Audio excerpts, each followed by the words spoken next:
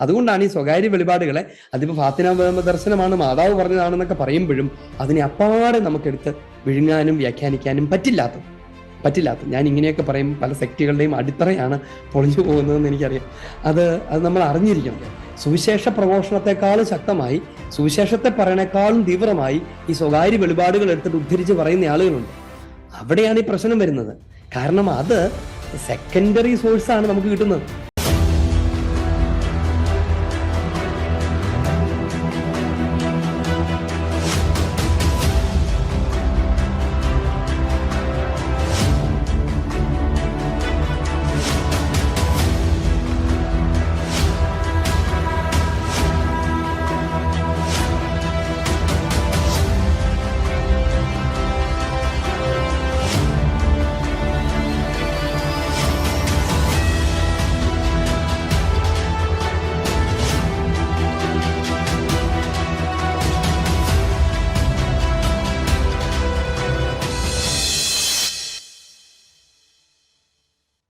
പിതാവിന്റെയും പുത്രന്റെയും പരിശുദ്ധാത്മാവിന്റെയും നാമത്തിൽ ആമേൻ. യേശുമിശിഹായ്ക്ക് സ്തുതിയായിരിക്കട്ടെ. നമ്മൾ വീണ്ടും പുതിയൊരു ക്ലാസ്സിലേക്ക് പ്രവേശിച്ചിരിക്കുകയാണ്. ഈ ക്ലാസ് കഴിഞ്ഞ മാസം അതായത് കഴിഞ്ഞ ക്ലാസ്സിൽ നമ്മൾ സംസാരിച്ചുകൊണ്ടിരുന്ന കാര്യത്തിന്റെ തുടർച്ചയാണ്. അഥവാ കഴിഞ്ഞ ക്ലാസ്സിലും ഈ ക്ലാസ്സിലുമായിട്ടാണ് നമ്മൾ സംസാരിച്ചുകൊണ്ടിരുന്ന വിഷയം പൂർത്തീകരിക്കുന്നത്. നമ്മൾ സംസാരിച്ചുകൊണ്ടിരുന്ന വിഷയം നമുക്ക് ഓർമ്മയുള്ളതുപോലെ സ്വകാര്യ വെളിപാടുകളെ കുറിച്ചാണ്. വെളിപാട് എന്താണെന്ന് നമുക്കറിയാം. ദൈവം തന്നെ ആവിഷ്കരിക്കുന്നതാണ്. നമ്മൾ ഈ ദിവസങ്ങളിലൊക്കെ പഠിച്ചുകൊണ്ടിരിക്കുന്ന ഡോക്യുമെന്റ് ദൈവാവിഷ്കാരം. ദൈവവർബും ദൈവവചനം ദൈവത്തിന്റെ ആത്മാവിഷ്കാരമാണ് അത്. അപ്പോൾ ദൈവത്തിന്റെ ആവിഷ്കാരം, അത് പരസ്യമായ ദൈവാവിഷ്കാരം, അത് മിശിഹായിലാണ് പൂർത്തിയായിരിക്കുന്നത് നമ്മൾ കണ്ടു. ഈശോയിൽ പൂർത്തിയായ തിരുസഭയ്ക്ക് നൽകപ്പെട്ടിരിക്കുന്ന ആ പരസ്യ വെളിപാടിനപ്പുറത്ത് ഇനി എന്താണുള്ളത് എന്നതാണ് ഇതിന്റെ ചോദ്യം. എന്താണ് സ്വകാര്യ വ്യക്തികൾക്കോ സ്വകാര്യ ഗ്രൂപ്പുകൾക്കോ ഒക്കെ ലഭിക്കാറുള്ള, നമ്മൾ പറഞ്ഞു കേൾക്കാറുള്ള വെളിപാടുകൾ, ദർശനങ്ങൾ? ഉദാഹരണത്തിന് ഫാത്തിമയിലേതുപോലെയുള്ള രഹസ്യങ്ങൾ, ദർശനങ്ങൾ. ആ ദർശനങ്ങളുടെയൊക്കെ സാങ്കത്യം എന്താണ് അതിന്റെ സഭാത്മക മൂല്യം? അത് നമ്മുടെ വിശ്വാസത്തെ ഏതെങ്കിലും വിധത്തിൽ സഹായിക്കുമോ? അത് വിശ്വാസത്തെ സഹായിക്കാൻ വേണ്ടിയുള്ളതാണോ? അതിനെ എങ്ങനെയാണ് കാണേണ്ടത് എന്ന് തുടങ്ങുന്ന കാര്യങ്ങളാണ് നമ്മൾ സംസാരിച്ചുകൊണ്ടിരിക്കുന്നത്. നമുക്ക് അതിന്റെ വളരെ പ്രധാനപ്പെട്ട തുടർഭാഗങ്ങളിലേക്ക് നമുക്ക് പ്രവേശിക്കാനുണ്ട്. കഴിഞ്ഞ പ്രാവശ്യം നമ്മൾ കൂടുതൽ സ്ട്രെസ് ചെയ്ത് സംസാരിച്ചത് അതിന്റെ പോരായ്മകളെ കുറിച്ചാണ്. എന്തൊക്കെയാണ് അതിന്റെ കുഴപ്പങ്ങൾ എന്നതിനെ കുറിച്ചൊക്കെ പറഞ്ഞു. ആ ദർശനം സ്വീകരിക്കുന്നതിന്റെ പരിമിതികൾ എന്തൊക്കെയാണ് എന്നതിനെ കുറിച്ച് പറഞ്ഞു. ഇന്ന് നമ്മൾ കുറച്ചുകൂടി അതിന്റെ ഭാവാത്മക വശത്തെക്കുറിച്ച് കൂടെ സംസാരിച്ചു തുടങ്ങുന്ന സമയമാണ്. നമ്മൾ പറഞ്ഞു നിർത്തിയത് സഭ ഒരു സ്വകാര്യ വെളിപാടിനെ അംഗീകരിക്കുന്നു എന്ന് പറഞ്ഞാൽ എന്താണ് അതിന്റെ അർത്ഥം എന്നാണ്. പലപ്പോഴും നമ്മളതിനെ അംഗീകരിക്കുന്നു എന്ന് കേട്ട് കഴിഞ്ഞാൽ പെട്ടെന്ന് നമ്മൾ ചിന്തിക്കാൻ പോകുന്നത് എന്താണ്? ഇനിയിപ്പോൾ അത് വിശ്വാസത്തിന്റെ വിഷയമാണ്, ഇതിനകത്ത് ഇനിയൊന്നും ആശങ്കപ്പെടാനില്ല, അത് പൂർണ്ണമായും നമുക്ക് വിശ്വസിക്കാവുന്ന അല്ലെങ്കിൽ നമ്മളുടെ വിശ്വാസത്തിന്റെ ഭാഗമായി തീരുന്ന ഒരു കാര്യമാണ് എന്ന് ചിന്തിക്കാൻ സാധ്യതയുണ്ട്. പക്ഷേ തിരുസഭ വളരെ കൃത്യമായിട്ട് അതിനെക്കുറിച്ച് പഠിപ്പിക്കും. നമ്മൾ കഴിഞ്ഞ പ്രാവശ്യം കേട്ടു. അത് നമ്മുടെ വിശ്വാസ വിഷയമാണെന്നോ അല്ലെങ്കിൽ പരസ്യ വെളിപാടിനോട് എന്തെങ്കിലും കൂട്ടിച്ചേർത്തതാണെന്നോ ഒന്നുമല്ല അതിന്റെ അർത്ഥം. പരസ്യ വെളിപാടിനോടൊന്നും സ്വകാര്യ വെളിപാട് കൂട്ടിച്ചേർക്കുന്നില്ല എന്നും, സ്വകാര്യ വെളിപാടുകൾ അതിന്റെ സത്തയിലും ഗൗരവത്തിലും പൊതു വെളിപാടിനോട് വ്യത്യസ്തമാണ് എന്നും ഒക്കെ നമ്മൾ കഴിഞ്ഞ ക്ലാസ്സുകളിൽ കേൾക്കുകയായിരുന്നു. അപ്പോൾ സഭ അതിനെ അംഗീകരിക്കുന്നു എന്ന് പറഞ്ഞാൽ അതിന്റെ അർത്ഥം സിംപിളി 3 കാര്യങ്ങളാണ് എന്ന് പറഞ്ഞു. ഒന്ന്, വിശ്വാസത്തിനും ധാർമ്മികതയ്ക്കും എതിരായിട്ടുള്ളതൊന്നും അതിനകത്തില്ല. രണ്ടാമത്തേത്, അത് ഒരാൾക്ക് അങ്ങനെ ഒരു വെളിപാടുണ്ടായാൽ അത് പുറത്തു പറയുന്നത് ന്യായമാണ്, അതിന് കുഴപ്പമില്ല എന്ന കാര്യം. മൂന്നാമത്തേത്, വിശ്വാസികൾ അതിനെ വിവേകത്തോടെ സ്വീകരിക്കാൻ അവർക്ക് അവകാശമുണ്ട് എന്ന് പറയുന്ന കാര്യമാണ്. ഇത്രയേ അതിനർത്ഥമുള്ളൂ. സഭ അംഗീകരിച്ചു എന്ന് പറഞ്ഞാൽ അതിനർത്ഥമുള്ളൂ എന്ന് നമ്മൾ കഴിഞ്ഞ ക്ലാസ്സിൽ കണ്ടു. ഇന്ന് ഈ സഭ അംഗീകരിക്കുന്നതുമായി ബന്ധപ്പെട്ട ഏറ്റവും പുതിയ ഡോക്യുമെന്റിന്റെ പശ്ചാത്തലത്തിലുള്ള ചില കാര്യങ്ങളിലൂടെ ഈ പറഞ്ഞുകൊണ്ടിരിക്കുന്ന വിഷയങ്ങൾ പൂർത്തീകരിച്ച് കഴിയുമ്പം നമ്മൾ പഠിക്കും. ഇനി തിരുസഭ ഇങ്ങനെ പഠിപ്പിക്കുകയാണ്, അല്ലെങ്കിൽ ഡോക്യുമെന്റിനകത്ത് നമ്മളിങ്ങനെ വായിക്കുകയാണ്, ഈ സ്വകാര്യ വെളിപാടുകൾ അവ യഥാർത്ഥത്തിൽ ഒരു സഹായമാണ്. സ്വകാര്യ വെളിപാട്, ഇനി അതിന്റെ ഭാവാത്മക വശത്തെക്കുറിച്ചാണ് പറയാൻ പോകുന്നത്. സ്വകാര്യ വെളിപാടുകൾ യഥാർത്ഥത്തിൽ ഒരു സഹായമാണ്. എന്തിനുള്ള സഹായം? വിശ്വാസത്തിന്റെ ആന്തരിക രഹസ്യങ്ങളിൽ കുറച്ചുകൂടെ തന്ന് സഹായിക്കലല്ല, പകരം അവയെ ഗ്രഹിക്കാനോ അവയെ കുറച്ചുകൂടെ കാലാനുസൃതമായി ജീവിക്കാനോ നമ്മളെ സഹായിച്ചേക്കാവുന്ന ഒരു ഹെൽപ്പ് മാത്രമാണ് സ്വകാര്യ വെളിപാടുകൾ എന്നാണ് ഇനി നമ്മൾ പറഞ്ഞു വരുന്നത്. ഇനി നമ്മൾ വായിക്കും, സ്വകാര്യ വെളിപാടുകളുടെ സത്യത്തിന്റെയും മൂല്യത്തിന്റെയും വില അറിയാനുള്ള അളവുകോൽ എന്താണ്? എന്ത് പശ്ചാത്തലത്തിലാണ്, അഥവാ എന്ത് അളവുകോൽ ഉപയോഗിച്ചാണ് നമ്മൾ ഇതിന്റെ വില അറിയുന്നത്? നമ്മൾ കഴിഞ്ഞ വർഷത്തെ കുറിച്ച് പറഞ്ഞു തുടങ്ങിയായിരുന്നു. അതിങ്ങനെയാണ്: അവയ്ക്ക് ക്രിസ്തുവിനോടുള്ള ആഭിമുഖ്യം, ഓറിയന്റേഷൻ ടുവേർഡ്സ് ക്രൈസ്റ്റ്, മിശിഹായോടുള്ള ആഭിമുഖ്യം എന്താണ്? എന്തുമാത്രം മിശിഹ ഉന്മുഖമായിരിക്കുന്നു ഈ വെളിപാട്?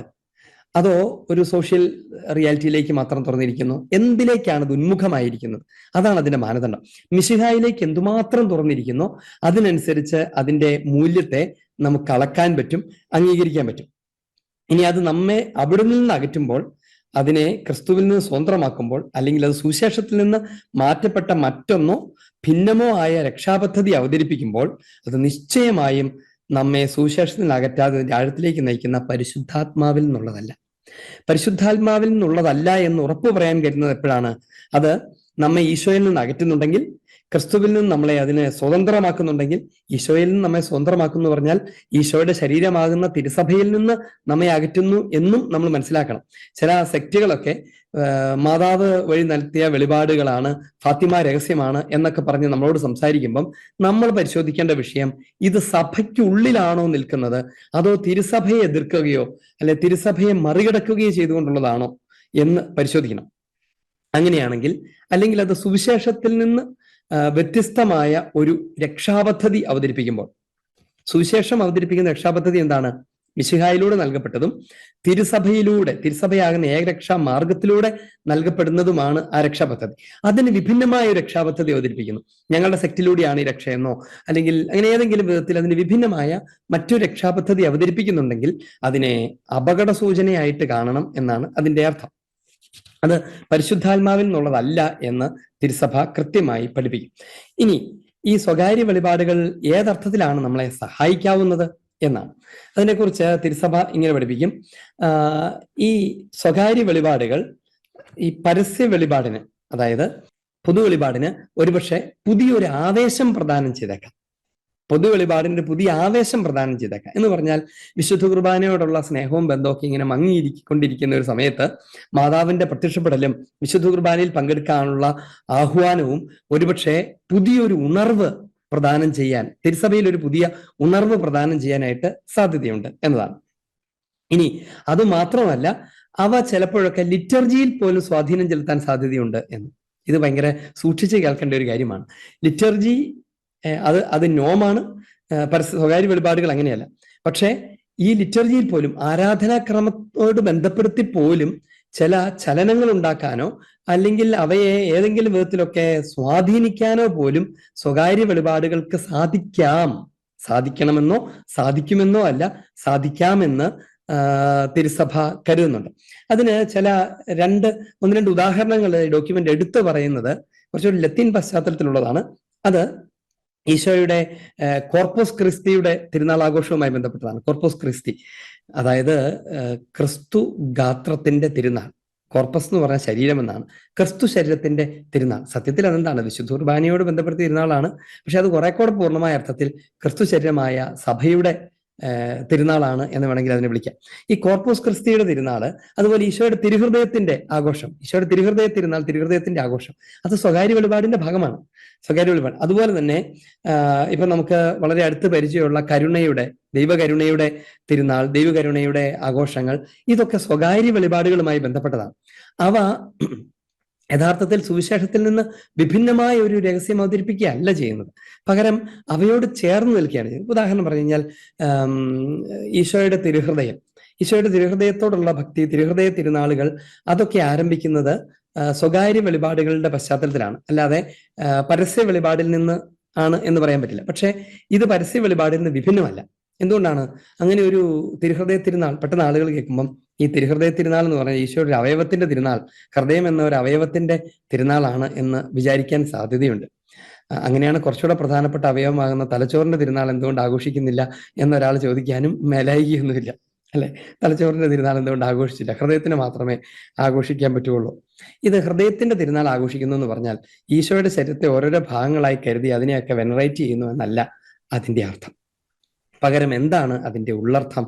അതിന്റെ ഉള്ളർത്ഥം, ഹൃദയം എന്നത് അത് പൊയറ്റിക്കൽ ലാംഗ്വേജിലും ഒരു റിലീജിയസ് ലാംഗ്വേജിലും ഒരു ഹ്യൂമൻ സോഷ്യൽ ലാംഗ്വേജിലും ഒക്കെ സത്യം പറഞ്ഞു കഴിഞ്ഞാൽ അത് ഒരാളുടെ വികാരങ്ങളുടെ നന്മകളുടെ ഉറവിടമാണ് ഹൃദയം, അല്ലെ? അതുകൊണ്ടല്ലേ നമ്മൾ ചില ആളുകളെ കുറിച്ച് ഒരു ഹൃദയമില്ലാത്ത മനുഷ്യൻ എന്നൊക്കെ പറഞ്ഞു അറിയില്ലേ? ഒരു ഹൃദയമില്ലാത്ത മനുഷ്യൻ എന്താ അതിന്റെ അർത്ഥം? ആൾക്ക് ആ അവയവമില്ല, അതുകൊണ്ട് ട്രാൻസ്പ്ലാന്റ് ചെയ്യണമെന്നാണോ അതിന്റെ അർത്ഥം? അല്ല, ആൾക്ക് നന്മയില്ല എന്നാണ് അതിന്റെ അർത്ഥം. അപ്പോൾ ഈശോയുടെ ഹൃദയത്തിന്റെ എന്ന് പറഞ്ഞാൽ ഈശോയിൽ കുടികൊള്ളുന്ന വലിയ നന്മകളുടെ ഏറ്റവും വലിയ നന്മ എന്താണ്? ഹൃദയത്തെ തന്നെ നേരിട്ടൊരു പൊയറ്റിക്കൽ ലാംഗ്വേജിലൊക്കെ സൂചിപ്പിക്കുന്നത് സ്നേഹത്തോടാണ്. അതുകൊണ്ടാണല്ലോ ആളുകൾ സ്നേഹത്തെ സൂചിപ്പിക്കാൻ വേണ്ടി ഹൃദയം വരച്ചു വയ്ക്കുകയൊക്കെ ചെയ്യുന്നത്, അല്ലെ? ഹൃദയം വരച്ചു വയ്ക്കും സ്നേഹത്തെ സൂചിപ്പിക്കാനായിട്ട്. അപ്പോ ഹൃദയം എന്ന് പറയുന്ന ഒന്നാമത് സ്നേഹത്തെ സൂചിപ്പിക്കുന്നു.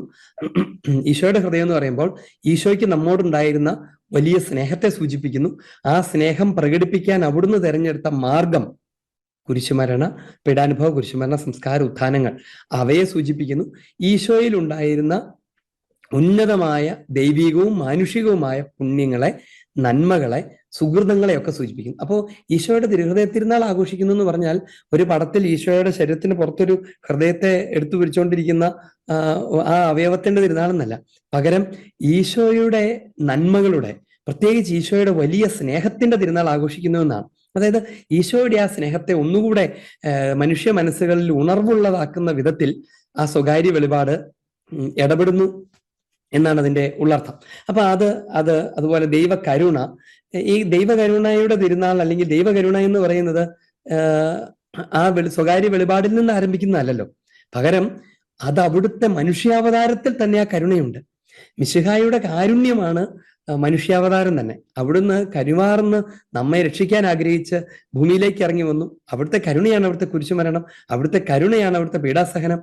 അപ്പോൾ ഈശോയുടെ കരുണ ഒരു സ്വകാര്യ വെളിപാടിൽ നിന്നല്ല പുറത്തു വരുന്നത്, പകരം അതിനെ ആധുനിക കാലഘട്ടത്തിൽ കർത്താവിന് നമ്മോടുണ്ടായിരുന്ന വലിയ കാരുണ്യത്തിന്റെ പ്രവൃത്തികളെ മറന്നു തുടങ്ങുന്ന ഒരു കാലഘട്ടത്തിലെ ഒരു ഓർമ്മപ്പെടുത്തലാണ് ഈ ദൈവകരുണയും അതിന്റെ തിരുനാളുകളും ആഘോഷവും ഒക്കെ. അപ്പൊ അതുകൊണ്ട് അത് ഉചിതമല്ലേ എന്ന് ചോദിച്ചാൽ അർത്ഥപൂർണമാണ്. പക്ഷെ അത് ആരംഭിക്കുന്നത് സുവിശേഷത്തിൽ നിന്നാണോ അല്ലെങ്കിൽ സുവിശേഷത്തിൽ നിന്നാണോ? തീർച്ചയായിട്ടും അതെ, സുവിശേഷത്തിൽ നിന്നാണ് ആരംഭിക്കുന്നത്, അല്ലാതെ ഒരു സ്വകാര്യ വെളിപാടിൽ നിന്നല്ല അത് ആരംഭിക്കുന്നത്. അങ്ങനെയായിരുന്നെങ്കിൽ അതിന് വലിയ പ്രസക്തി ഉണ്ടാകുമായിരുന്നില്ല. സുവിശേഷത്തിൽ നിന്ന് ആരംഭിക്കുന്ന, തിരുസഭയുടെ ഔദ്യോഗിക പ്രബോധനങ്ങളിൽ നിന്ന് ആരംഭിക്കുന്ന ഒരു കാര്യത്തെ ഒരു സ്വകാര്യ വെളിപാടിന്റെ സമയത്ത് ഒന്നുകൂടെ ഹൈലൈറ്റ് ചെയ്യുന്നു എന്ന് മാത്രമേ ഉള്ളൂ. അങ്ങനെ ഹൈലൈറ്റ് ചെയ്യുന്നതിനകത്ത് കുഴപ്പമുണ്ടെന്ന് ചോദിച്ചാൽ കുഴപ്പമൊന്നുമില്ല താനും. അത് പോസിറ്റീവായിട്ടുള്ള അർത്ഥത്തിലും ശരിയായ വിധത്തിലുള്ള നിയന്ത്രണത്തിലും അത് സ്വീകരിക്കുകയും അത് പകർന്നു കൊടുക്കുകയും ഉപയോഗിക്കുകയും ഒക്കെ ചെയ്യുന്നത് നമ്മയും വളർത്തും, വിശ്വാസ സമൂഹത്തെയും വളർത്തും. അപ്പൊ അതുകൊണ്ട് ഇനി അത് ഉദാഹരണങ്ങളാണ്. ഇനി ഇതിനെ കമ്പയർ ചെയ്യുന്നത് എന്തിനോടാണെന്ന് അറിയാമോ? സ്വകാര്യ വെളിപാടിനെ കമ്പയർ ചെയ്യുന്നത് എന്തിനോടാണ്? ലിറ്റർജിയോടും ജനകീയ ഭക്തിയോടുമുള്ള ബന്ധം. ലിറ്റർജി ആൻഡ് പോപ്പുലർ പൈറ്റി, ഇവ തമ്മിലുള്ള ബന്ധം പോലെയാണ് പൊതു വെളിപാടും സ്വകാര്യ വെളിപാടും എന്ന് പറഞ്ഞാൽ ലിറ്റർജി എന്താണ്? ദാറ്റ് ഇസ് എ നോം. അതാണ് നോം. അതായത് അതാണ് മലയാളത്തിൽ പറഞ്ഞാൽ അത് ലിറ്റർജിയാണ് അതിന്റെ അളവുകോൽ. ഈ പ്രാർത്ഥനയുടെ ആധ്യാത്മിക ജീവിതത്തിന്റെ അളവുകോൽ എന്ന് പറയുന്നത്, അതിന്റെ നോം എന്ന് പറയുന്നത് അത് ലിറ്റർജിയാണ്, ആരാധനക്രമമാണ്. പോപ്പുലർ പൈറ്റി എന്താണ്? അതിൽ നിന്ന് ഉത്ഭവിച്ചു വരുന്നതോ അതിൽ നിന്ന് അതിനെ ബൂസ്റ്റ് ചെയ്യുന്നതൊക്കെയാണ്. അതിനെക്കുറിച്ച് സഭ മനസ്സിലാക്കുന്നത് എങ്ങനെയാണ്?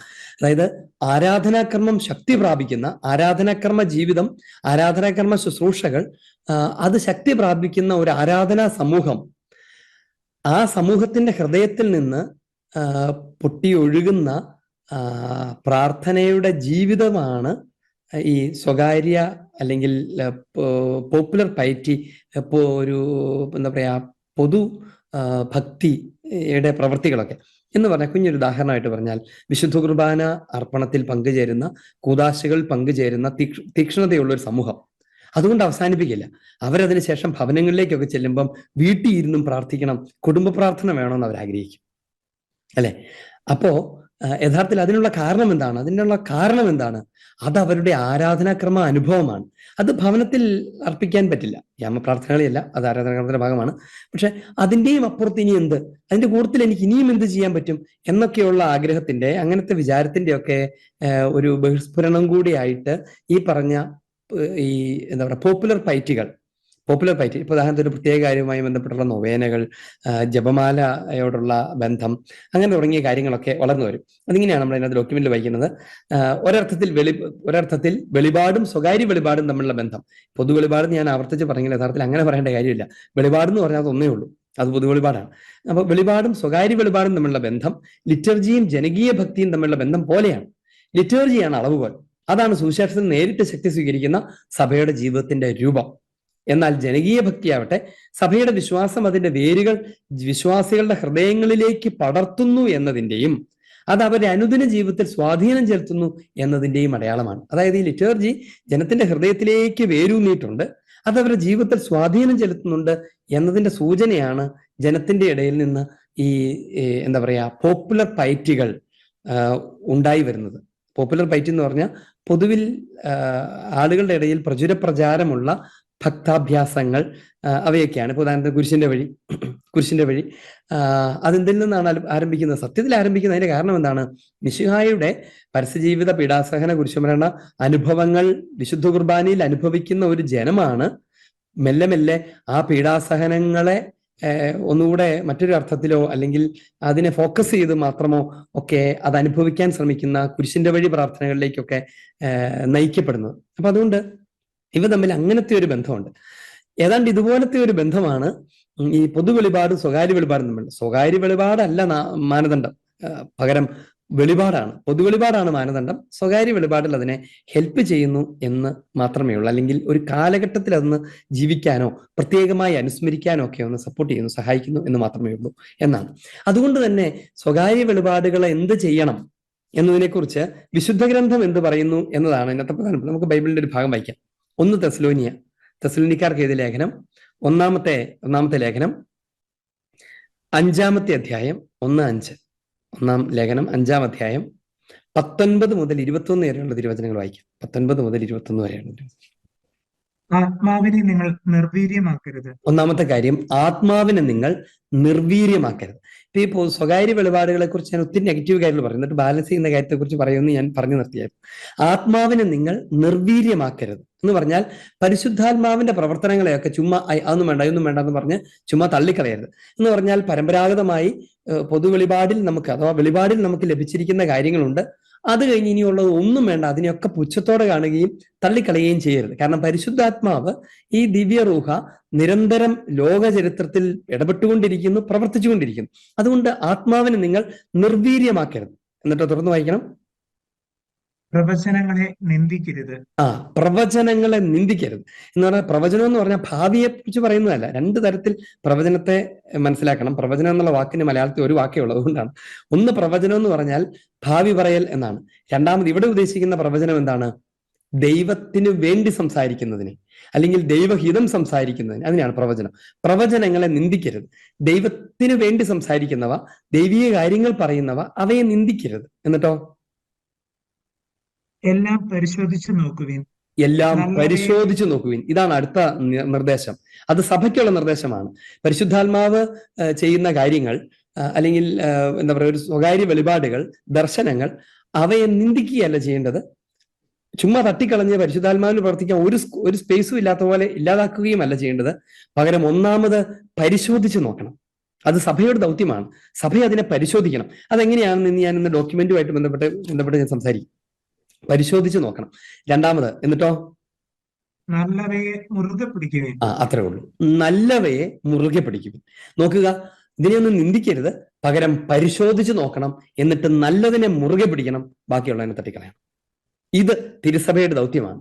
സ്വകാര്യ വെളിപാടുകളെ കുറിച്ച് സഭയ്ക്ക് പഠിപ്പിക്കാനുള്ള ഏറ്റവും പ്രധാനപ്പെട്ട നിലപാട് ഇതാണ്. എല്ലാത്തിനെയും കേൾക്കണം, പരിശുദ്ധാത്മാവിനോട് തുറവിയുണ്ടായിരിക്കണം, ദൈവിക സന്ദേശങ്ങൾ കാലഘട്ടത്തിന്റെ ഏത് കാലഘട്ടത്തിലും സ്വീകരിക്കാൻ തിരുസഭ തയ്യാറായിരിക്കണം. പക്ഷേ ആ തിരുസഭ അത് വെട്ടിവിഴുങ്ങുകയല്ല ചെയ്യുക, പകരം പരിശോധിച്ച് നോക്കണം. പരിശോധിക്കാനുള്ള മാനദണ്ഡങ്ങളുണ്ട്, പരിശോധിച്ച് നോക്കണം. 2, എന്നിട്ട് നല്ലവയെ മുറുകെ പിടിക്കണം, ബാക്കിയുള്ളവയെ ഉപേക്ഷിച്ച് കളയണം. ഇതാണ് തിരുസഭയിലുള്ള തുടർ വെളിപാടുകളുമായി ബന്ധപ്പെട്ടുള്ള സഭയുടെ നിലപാട്. അതുകൊണ്ട് ഇങ്ങനെ നമ്മൾ വായിക്കും, എക്കാലത്ത് സഭയ്ക്ക് പ്രവചന വരം ലഭിച്ചിട്ടുണ്ട്. പ്രവചന വരം എക്കാലത്ത് ലഭിച്ചിട്ടുണ്ട്. അവയെ പരിശോധിക്കേണ്ടതുമുണ്ട്, എന്നാൽ പരിഹസിച്ചുകൂടാ. ഇക്കാര്യത്തെക്കുറിച്ച് ഒരു കാര്യം മനസ്സിലാക്കേണ്ടത്, ബൈബിളിലെ അർത്ഥത്തിൽ ഭാവിയിൽ നടക്കാനിരിക്കുന്നത് മുൻകൂട്ടി പറയുന്നതല്ല പ്രവചനം എന്ന് ഞാൻ ഈ പറഞ്ഞ കാര്യത്ത് ഇതിനകത്ത് വിശദീകരിക്കുന്നുണ്ട്. പിന്നെയോ ദൈവഹിതം എന്തെന്ന് ഇന്ന് വ്യക്തമാക്കുന്നതും ഭാവിയിലേക്ക് സ്വീകരിക്കേണ്ട ശരിയായ പാത പറഞ്ഞു കൊടുക്കുന്നതുമാണ് ഈ പറഞ്ഞ പ്രവചനങ്ങൾ. സഭയ്ക്ക് പ്രവചനത്തിന്റെ വരമുണ്ട് എന്ന് പറഞ്ഞാൽ അതിന്റെ അർത്ഥം ഭാവിയിൽ എങ്ങനെ ജീവിക്കണമെന്നും ദൈവത്തിന്റെ ശരിയായ ഹിതം എന്താണ് എന്നും തിരിച്ചറിയാനുള്ള വരമുണ്ട് എന്നാണ് അതിന്റെ അർത്ഥം. ആ വരം ഉപയോഗിച്ച് ദൈവം എന്താണ് സംസാരിക്കുന്നത് എന്ന് തിരിച്ചറിയാനായി തിരുസഭയ്ക്ക് നൽകപ്പെട്ടിരിക്കുന്ന വരം ഉപയോഗിച്ച്, സ്വകാര്യ വ്യക്തികൾക്കല്ല അത് കിട്ടിയിരിക്കുന്നത്, തിരുസഭയ്ക്ക് നൽകപ്പെട്ടിരിക്കുന്ന വരം ഉപയോഗിച്ച് നല്ലവയെ മുറുകെ പിടിക്കുകയും പരിശോധിക്കുകയും എന്നിട്ട് നല്ലവയെ മുറുകെ പിടിക്കുകയും ചെയ്യണം എന്നതാണ് തിരുസഭയുടെ ദൗത്യം. ഇനി അതേസമയം തന്നെ ഭാവിയെക്കുറിച്ച് പറയുന്ന പ്രവചനങ്ങളുണ്ടല്ലോ, ഭാവി പറയുന്ന പ്രവചനങ്ങൾ എന്ന് പറഞ്ഞാൽ ലോകാവസാനം ഇന്ന സമയത്ത് വരാൻ പോകണം, അല്ലെ അത് വരാൻ പോകുന്നു എന്നൊക്കെ തരത്തിലുള്ള പ്രവചനങ്ങളുടെ രൂപങ്ങൾ, അവയെക്കുറിച്ച് തിരുസഭ പഠിപ്പിക്കുന്നത് ഇങ്ങനെയാണ്: ഭാവിയിൽ നടക്കാനിരിക്കുന്നത് പറയുന്നയാൾ ഭാവിയെക്കുറിച്ചുള്ള മറ മാറ്റാനുള്ള മനസ്സിന്റെ ജിജ്ഞാസയാണ് ശമിപ്പിക്കുന്നത്. അതായത് ഭാവി പറയുന്ന ആൾ എന്താ ചെയ്യുന്നത്? ഭാവിയെക്കുറിച്ചുള്ള മറ, അവിടെ ഒരു മറ നിൽക്കുന്നുണ്ട് അല്ലെ? ദൈവം തന്നെ ഒരു കാര്യം വെച്ചിട്ടുണ്ട്. നാളെ എന്താണ് നമുക്കാർക്കും അറിഞ്ഞുകൂടാ. നമുക്ക് എന്താണ് സംഭവിക്കാനിരിക്കുന്നത്, നമ്മൾ എന്താണ് ആകാനിരിക്കുന്നത്, നാളെ എന്താണ് വരാനിരിക്കുന്നത്, നമ്മൾ എപ്പോഴാണ് മരിക്കാനിരിക്കുന്നത്, ഇതൊന്നും നമുക്ക് അറിഞ്ഞുകൂടാ. ആ അറിഞ്ഞുകൂടായ്മയാണ് ആ ജീവിതത്തിന്റെ ഭംഗിയും. നമ്മൾ ആലോചിച്ച് നോക്കണം, ആ അറിഞ്ഞുകൂടായ്മയാണ് അതിന്റെ ഭംഗി. നാളെ നടക്കുന്നതൊക്കെ കൃത്യമായി നമുക്ക് ഇന്നറിയാമെങ്കിൽ നാളെ ജീവിക്കാൻ തന്നെ നമുക്കൊരു എത്ര വലിയ കാര്യമാണെങ്കിലും അതിന് പ്രത്യേകിച്ചൊന്നും ഉണ്ടാവില്ല. എന്ന് മാത്രവുമല്ല, ഭാവിയിൽ നടക്കാനിരിക്കുന്നതെല്ലാം അറിഞ്ഞാൽ നമ്മുടെ ജീവിതം തന്നെ വഴിതെറ്റിയ ജീവിതമായിരിക്കും അല്ലെ? ഇതിങ്ങനെ സംഭവിക്കുള്ളൂ എന്ന് വിചാരിച്ച അങ്ങനെ, അല്ലെങ്കിൽ അതങ്ങനെ വന്നോളും, പിന്നെ ഇനിയിപ്പോ നോക്കാനൊന്നും ഇല്ലല്ലോ എന്ന് വിചാരിച്ച അങ്ങനെയോ ഒക്കെ ആയിട്ട്. അതുകൊണ്ട് ദൈവം ഭാവി നമ്മൾ അറിയേണ്ടതില്ല എന്ന് ആഗ്രഹിക്കുന്നുണ്ട്. ഭാവി അത് വർത്തമാന സമയമാകുമ്പോൾ അറിഞ്ഞാൽ മതി. നീ നേരത്തെ അതറിഞ്ഞ് നിന്റെ ജിജ്ഞാസ തീർക്കണ്ട. അപ്പൊ അതുകൊണ്ട് ദൈവം ഭാവിക്കൊരു മറയിട്ടിട്ടുണ്ട്. ആ മറ നീക്കി കാണാനുള്ള മനസ്സിന് വലിയ ദാഹമുണ്ട് അല്ലെ? ആ ദാഹത്തെ ശമിപ്പിക്കുന്നവരാണ് ഈ ഭാവി പറയുന്ന പ്രവചനക്കാർ. അതുകൊണ്ട് അങ്ങനെ ചെയ്യുന്നതിന് ഒരു കൈനോട്ടത്തിന്റെയോ അല്ലെങ്കിൽ മഷിനോട്ടത്തിന്റെയോ പോലത്തെ വിലയെ കൊടുക്കാവൂ. അതായത് അങ്ങനത്തെ ചെയ്യുന്ന കാര്യങ്ങളൊക്കെ ഈ പറഞ്ഞതിന് തുല്യമാണ്. അതായത് ഭാവിയിൽ ഇങ്ങനെ ഉണ്ടാവും, അതങ്ങനെ ഉണ്ടാവും എന്നൊന്നും ഒരു ദാർശനികനും ഒരു ദർശനക്കാരനും പറയണമെന്ന് ദൈവം ആഗ്രഹിക്കുന്നില്ല. അതതിന്റെ റോളുമല്ല, അതൊരു മനുഷ്യന്റെ ജീവിതത്തിന് ആവശ്യമായ കാര്യവുമല്ല ഭാവി പറഞ്ഞിട്ട്. പകരം കർത്താവ് എപ്പോഴും പറയുന്നത് എന്താണ്? ഭാവിയെക്കുറിച്ച് ചോദിക്കുന്ന സമയത്ത് നിങ്ങൾ ജാഗരൂകരായിരിക്കുവിൻ. യജമാനൻ എപ്പോ വരുന്നോ അപ്പോ സ്വീകരിച്ചാൽ മതി, അല്ലാണ്ട് എപ്പോ വരുമെന്ന് അറിഞ്ഞിട്ടിരിക്കേണ്ടതില്ല. എന്ന് പറഞ്ഞാൽ യജമാനൻ നാളെ കഴിഞ്ഞേ വരുവുള്ളൂ എന്ന് പറഞ്ഞാൽ നാളത്തെ ദിവസം ഇന്നത്തെ ദിവസം കുശാലാണ് അല്ലെ? നാളെ കഴിഞ്ഞൊരു ദിവസം മാത്രം നോക്കിയാൽ മതി. അങ്ങനെ ജീവിക്കാനല്ല ദൈവം നമ്മൾ ആഗ്രഹിക്കുന്നത്. ഇനി അതുകൊണ്ട് ഭാവി പറയുന്നയാൾ ഇതാണ് ചെയ്യുന്നത്, അത് ശരിയല്ല. എന്നാൽ പ്രവചിക്കുന്നവനോ സ്പീക്ക് ഫോർ എന്ന അർത്ഥത്തിലാണ് പ്രൊഫെസി. പ്രവാചകനാകട്ടെ മനസ്സിന്റെ യുക്തിയുടെയും അന്ധതയോടാണ് സംസാരിക്കുന്നത്. അതായത് യുക്തി അന്ധമായിരിക്കുന്നു, മനസ്സ് അന്ധമായിരിക്കുന്ന സമയത്ത് ദൈവത്തിന്റെ ഹിതം വെളിപ്പെടുത്തി കാഴ്ച നൽകുന്നതാണ് ഈ യഥാർത്ഥ പ്രവചനം, അഥവാ ദൈവഹിതം വെളിപ്പെടുത്തൽ എന്ന് പറയുന്ന കാര്യമാണ് അത്. അതുകൊണ്ട് ഈ പ്രവചനം, ശരിയായ പ്രവചനം സമകാലീനമായി നടപ്പാക്കേണ്ട ദൈവഹിതത്തെ ചൂണ്ടിക്കാണിക്കുന്നു എന്നതാണ്. അതായത് ഒരു ദർശനമാകട്ടെ, ഒരു വെളിപാട്, സ്വകാര്യ വെളിപാടാവട്ടെ, അത് ദൈവഹിതത്തെ ചൂണ്ടിക്കാണിക്കുന്നു എന്നതാണ് അതിന്റെ മൂല്യം. അഥവാ ദൈവഹിതത്തെ ചൂണ്ടിക്കാണിക്കുന്നു എന്ന അർത്ഥത്തിലാണ് അതിനെ നമ്മൾ വിലയുള്ളതായി കരുതേണ്ടത് എന്നാണ്. ഇനി മൂന്നാമത്തെ കാര്യം ഇതിന്റെ ഒരു നരവംശാസ്ത്രപരം, അഥവാ ഒരു ആന്ത്രപ്പോളജിക്കൽ ഘടന എന്താണ്? അതായത് എങ്ങനെയാണ് ഇത് സംഭവിക്കുന്നത്, എങ്ങനെയാണ് ഇതൊരു മനുഷ്യനിൽ സംഭവിക്കുന്നത്? ഒരു ദർശനം ഉണ്ടാകും. ഇപ്പൊ ഫാത്തിമയിലെ കുട്ടികൾക്ക് ഒരു ദർശനം ഉണ്ടാകും. ഇത് ഇവരിൽ എങ്ങനെയാണ് സംഭവിക്കുന്നത് അതറിയാൻ നമുക്ക് ജിജ്ഞാസയുണ്ട് അല്ലെ? 3 തരത്തിലുള്ള ദർശനങ്ങൾ, അഥവാ 3 തരത്തിലുള്ള കാഴ്ചകൾ, 3 തരത്തിലുള്ള അനുഭവങ്ങൾ മനുഷ്യന് സാധ്യമാണ്. അവ ഇങ്ങനെ വിളിക്കും: വിസിയോ സെൻസിബിലിസ്. ഒന്നാമത്തെ വിസിയോ സെൻസിബിലിസ് എന്ന് പറഞ്ഞു കഴിഞ്ഞാൽ അത് ശാരീരിക അനുഭവമാണ്. കണ്ണുകൊണ്ട് കാണുന്നത്, ചെവി കൊണ്ട് കേൾക്കുന്നത്, സ്പർശിക്കുന്നത്, ഇതാണ് വിസിയോ സെൻസിബിലിസ് എന്ന് പറഞ്ഞാൽ സെൻഷ്വൽ വിഷൻ എന്ന് പറയാം. രണ്ടാമത്തേത് ഇമാജിനറ്റീവ എന്ന് പറയുന്ന കാര്യമാണ്. ഇമാജിനറ്റീവ എന്ന് പറഞ്ഞാൽ അതൊരു ആന്തരിക കാഴ്ചയാണ്. കണ്ണുകൊണ്ടല്ല കാണുന്നത്, കൈകൊണ്ടല്ല തൊടുന്നത്, പക്ഷെ തൊടുന്നുകൊണ്ട്, കാണുന്നുകൊണ്ട്, കേൾക്കുന്നുണ്ട്, പക്ഷെ അത് ആന്തരികമായിട്ടാണ്. അതിനെ ആന്തരിക കാഴ്ച എന്ന് വേണമെങ്കിൽ മലയാളത്തിൽ ട്രാൻസ്ലേറ്റ് ചെയ്യാം. മൂന്നാമത്തേത് ഇന്റലക്ച്വാലിസ് ആണ്. അതിനെ മലയാളത്തിൽ ആത്മീയ കാഴ്ച എന്ന് വേണേൽ പറയാം. ഒരു ആത്മീയ കാഴ്ച, ഒരു സ്പിരിച്വൽ വിഷൻ. ഇനി ഈ പറയുന്ന സ്വകാര്യ വെളിപാടുകൾ ഇതിൽ ഏതാ നടക്കുന്നത്? ആദ്യം പറഞ്ഞ ബാഹ്യ ശാരീരിക അനുഭവമാണോ, അതോ ആന്തരിക കാഴ്ചയാണോ, അതോ ഒരു സ്പിരിച്വൽ വിഷനാണോ? ഇതിനകത്ത് രണ്ടാമത്തേതാണ് ഒരു സ്വകാര്യ വെളിപാടിൽ സംഭവിക്കുന്നത്, അഥവാ ആന്തരിക കാഴ്ചയാണ്. What you mean by that? ആന്തരിക കാഴ്ച എന്ന് പറഞ്ഞാൽ എന്താ അർത്ഥം? ആന്തരിക കാഴ്ച എന്ന് പറഞ്ഞാൽ എന്താ അർത്ഥം? അത് ഇന്ദ്രിയപരമായ കാഴ്ചകളല്ല. ഇങ്ങനെ ലൂർദിലെയോ ഫാത്തിമയിലെയോ അതുപോലുള്ള സ്ഥലങ്ങളിലെയോ ദർശനങ്ങൾ സാധാരണയായുള്ള ഇന്ദ്രിയ കാഴ്ചകളല്ല. എന്ന് പറഞ്ഞാൽ അവർ കാണുന്ന രൂപങ്ങളും ചിത്രങ്ങളും വീടോ മരമോ പോലെ സ്ഥലപരമല്ല. അത് വളരെ വ്യക്തമാണ്. ഉദാഹരണത്തിന് നരകത്തിന്റെ ദർശനം ഫാത്തിമ രഹസ്യത്തിന്റെ 1-ാമത്തെ ഭാഗത്ത് പറയപ്പെടുന്നതാണിത്. അതുപോലെ തന്നെയാണ് രഹസ്യത്തിന്റെ 3-ാം ഭാഗവും. നോക്കുക, നരകത്തിന്റെ ദർശനം 1-ാം രഹസ്യത്തിൽ പറയുന്നത് തന്നെയാണ് 3-ാം ഭാഗത്തുള്ളത്. മറ്റു ദർശനങ്ങളെ കുറിച്ചും ഇത് സത്യമാണ്. പ്രത്യേകിച്ച് ദർശകരല്ലാതെ അവിടെ നിന്നവരാരും ഇത് കാണുന്നില്ല. നോക്കുക, ഈ ഫാത്തിമ രഹസ്യം 3-ാം രഹസ്യത്തെ പൊക്കി ഉയർത്തിപ്പിടിച്ചിട്ട് അതിനെ ദുർവ്യാഖ്യാനം ചെയ്താണ് ഈ എന്താ പറയാ വിമല ഹൃദയ മക്കൾ എന്നൊക്കെ പറയുന്ന സെക്റ്റൊക്കെ പിടിച്ചു നിൽക്കുന്നതും ആളുകളെ വഴിതെറ്റിച്ചുകൊണ്ടിരിക്കുന്നതും ഒക്കെ. അതിനെക്കുറിച്ച് സഭ വളരെ ഔദ്യോഗികമായി തന്നെ പഠിപ്പിക്കുന്നുണ്ട്. അതിനെ പതുക്കെ ജനങ്ങളിൽ നിന്ന് പതുക്കെ മറച്ചു വെക്കുകയും എന്നിട്ട് അവരുടേതായ സ്വതന്ത്ര വ്യാഖ്യാനങ്ങൾ കൊണ്ട് ആളുകളെ കൂട്ടാനും സ്വന്തം ഇഷ്ടങ്ങൾ താല്പര്യങ്ങൾ നിവർത്തിക്കാനും ഒക്കെ നടത്തുന്ന ശ്രമങ്ങളാണ്. അതുകൊണ്ടാണ് അതിനെ കൃത്യമായിട്ട് ഞാൻ അങ്ങനെ വായിച്ചു കേൾപ്പിക്കുന്നത്. ഇത് ഫാത്തിമ രഹസ്യത്തെ കുറിച്ച് എടുത്തു പറയുകയാണ്. ഉദാഹരണത്തിന് നരകത്തിന്റെ ദർശനം, ഫാത്തിമ 3-ാം രഹസ്യത്തിനകത്ത് ഈ നരകത്തിന്റെ ദർശനമുണ്ട്, അത് സഭയുമായി ബന്ധപ്പെടാന്നൊക്കെ പറഞ്ഞിട്ടാണല്ലോ ഇവർ ദുർവ്യാഖ്യാനം ചെയ്യുന്നത്. ഇത് പ്രത്യേകിച്ചൊന്നുമില്ല. ഇതുപോലെ തന്നെയാണ് രഹസ്യത്തിന്റെ 3-ാം ഭാഗത്തും.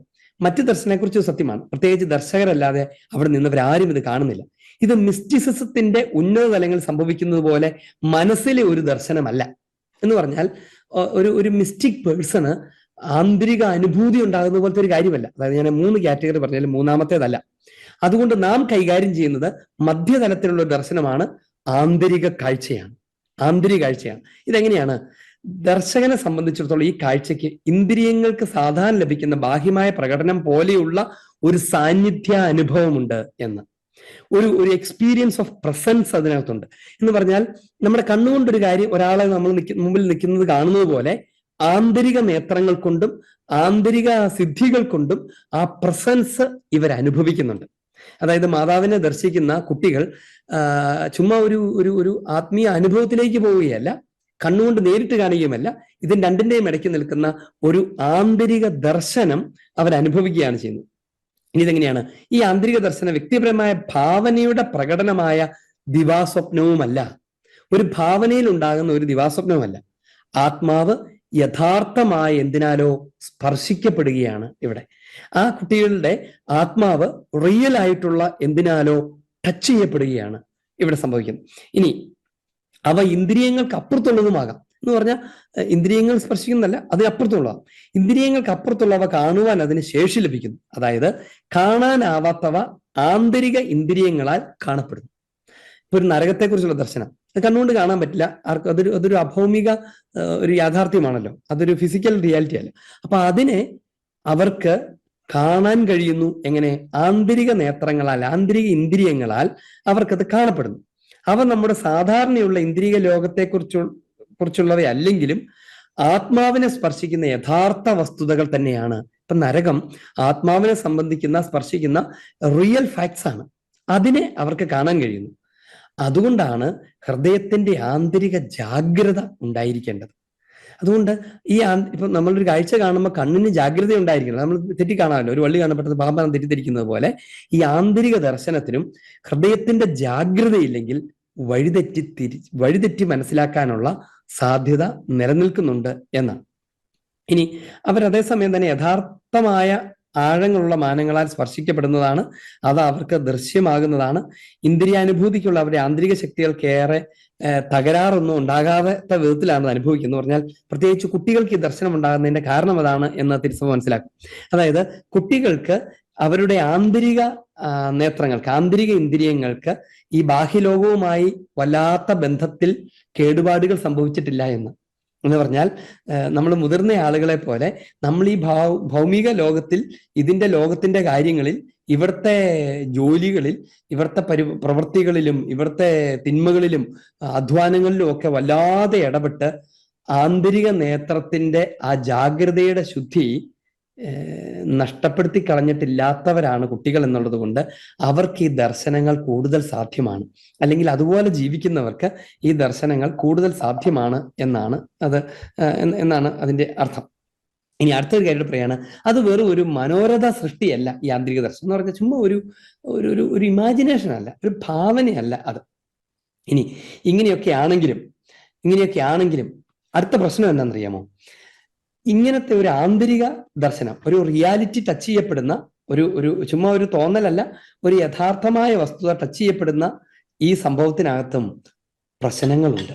പ്രശ്നങ്ങൾ എവിടെയാണ് നിൽക്കുന്നത്? ഒന്നാമത്തെ ഇതാണ്, ബാഹ്യമായ കാഴ്ചയിലും എപ്പോഴും വ്യക്തിപരമായ ഒരു ഘടകം ഉണ്ടെന്ന് നമുക്കറിയാം, അല്ലെ?